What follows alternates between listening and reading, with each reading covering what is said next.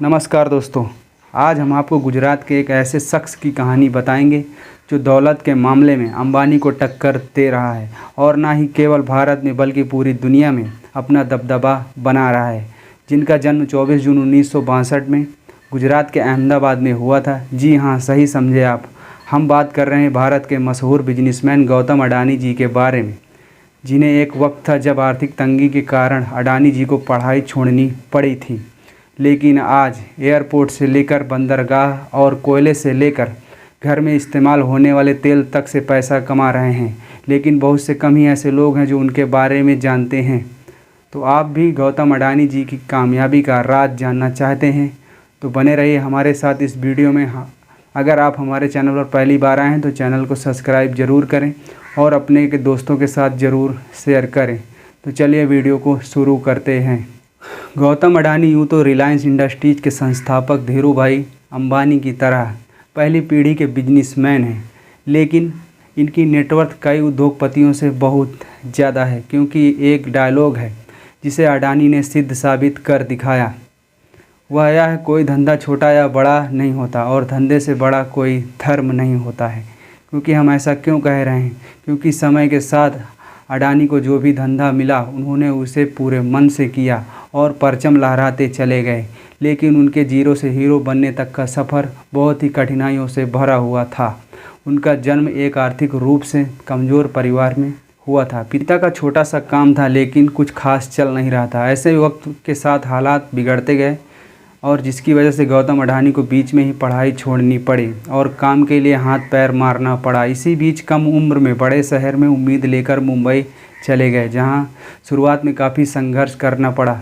लेकिन कुछ वक्त के बाद उन्हें डायमंड सप्लायर में नौकरी मिल गई। 3 साल तक काम करने के बाद समझ में आया कि ज़िंदगी में मुझे क्या करना है। इसलिए उन्होंने नौकरी छोड़कर अपना काम शुरू किया और जवेरी बाज़ार में डायमंड ब्रोकरेज कंपनी की शुरुआत की।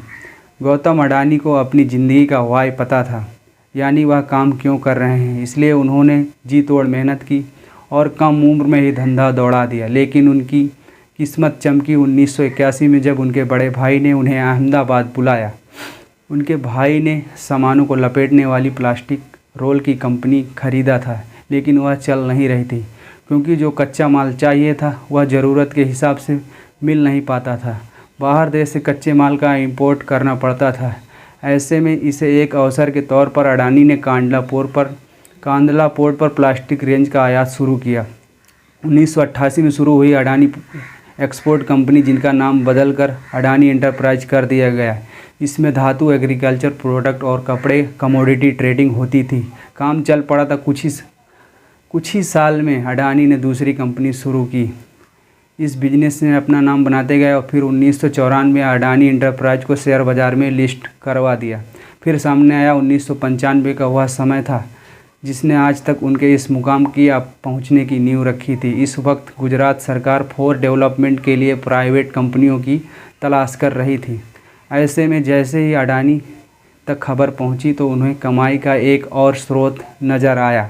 इसलिए उन्होंने गुजरात के सबसे बड़े बंदरगाह मुंद्रा पोर्ट को ही खरीद लिया। मुंद्रा पोर्ट को खरीदने के बाद 1998 में Adani port and logistic company की शुरुआत की। ऐसे यह बंदरगाह की खासियत है के बारे में बताएं तो यह करीब 8000 हेक्टेयर में फैला हुआ और भारत के सबसे बड़ा निजी बंदरगाह है और इसी पोर्ट में पूरे भारत के लगभग 1/4 माल की आवाजाही होती है। साथ में ही ये जगह स्पेशल इकोनॉमी जोन के तहत बनी हुई है, तो प्रमोटर कंपनी को कोई टैक्स भी नहीं देना पड़ता है। इस जोन में power plant, private rail line और एक प्राइवेट एयर की है। वैसे यहाँ गौर करने वाली बात यह है, अडानी समूह देश के प्रमुख इंफ्रास्ट्रक्चर ग्रुप में से एक है। उनकी अडानी पोर्ट देश की सबसे बड़ी एक्सपोर्ट मैनेजमेंट कंपनी है और गुजरात, महाराष्ट्र, गोवा, केरल, आंध्र प्रदेश, तमिलनाडु और उड़ीसा जैसे 7 समुद्री राज्यों में उनके 13 डोमेस्टिक पोर्ट हैं। खैर, मुद्दे पर आते हैं। जैसे जैसे वक्त गुजरते गए अडानी खुद को ग्रो करते चले गए। वह लोगों के रसोई तक पहुंच गए फॉर्चून के थ्रू, वही फॉर्चून रिफाइंड जो देश के हर घरों में लगभग दिन रात यूज होता है। 1999 में अडानी समूह में बिल्मर इंटरनेशनल के साथ मिलकर अडानी बिल्मर लिमिटेड AWL की स्थापना की, जो एक संयुक्त उद्यम है यह कंपनी खाद्य तेल और कृषि व्यवसाय के क्षेत्र में प्रमुख खिलाड़ी है। 1999 में अडानी समूह एक और महत्वपूर्ण घटनाक्रम था जब उसने कोयला व्यापार में प्रवेश किया, और बाद में 2000 में अडानी विल्मर के साथ संयुक्त उद्यम में खाद्य तेल संशोधन में प्रवेश किया। 1999 में अडानी एंटरप्राइज का शेयर 6.5 रुपये का था। 2005 में अडानी समूह ने भारतीय खाद्य निगम के साथ मिलकर देश में साइलेज स्टील के बड़े भंडारण टैंक बनाने की शुरुआत की, और अडानी विल्मर ने मंत्रालय और हल्दिया प्लांट का अधिग्रहण किया। 2005 में अडानी समूह की एक कंपनी ने 231 हेक्टेयर ज़मीन का अधिग्रहण किया, जिसमें गुजरात के 16 गांव शामिल थे। कहते हैं कि हीरे की परख जौहरी ही जानता है, इसलिए उन्होंने कोयले में भी पैसा दिखा, जिन्होंने डोमेस्टिक इलेक्ट्रिसिटी का जनरेशन किया, बड़े बड़े राज्यों को बिजली सप्लाई शुरू की, लेकिन इतने बड़े प्लांट को चलाने के लिए बहुत पर्याप्त कोयला चाहिए था। दिमाग लगाया और ऑस्ट्रेलिया की एक कोल माइन को खरीद डाला। फॉर्च्यून इंडिया मैगजीन के मुताबिक अडानी ने 2010 में लिंक एनर्जी से 12,143 करोड़ में कोयला खदान खरीदी थी। ऑस्ट्रेलिया में मौजूद इस खदान में 7.8 बिलियन टन की खनिज भंडार है, जो हर साल 60 मिलियन टन कोयला पैदा कर सकती है। इसी कारण इंफ्रास्ट्रक्चर की कमी से इंडोनेशिया में मौजूद थे तेल के, गैस और कोयले के लिए अडानी ग्रुप ने उच्च मात्रा में कोयला ढुलाई के लिए $1.5 अरब निवेश करने की घोषणा की। उस समय इंटरनेशनल निवेश बोर्ड ने बताया था कि अडानी 5 करोड़ टन की क्षमता वाले एक कोल हैंडलिंग पोर्ट का निर्माण करेगा और साफ़ सुथरा लैंड की खदानों से कोयला निकालने के लिए 250 किलोमीटर रेल लाइन बिछाएगा। और खैर, अडानी अपना कारोबार फैलाते गए और अकाउंट में पैसा आते रहे, और कारोबार 2002 में $76.5 करोड़ था, हुआ 2014 आते आते $10 अरब हो गया। साथ ही वक्त की ज़रूरत को देखते हुए अडानी ग्रुप ने नेचुरल गैस के क्षेत्र में भी बिजनेस को बढ़ाया और 2017 में सोलर टीवी पैनल बनाने का काम शुरू किया।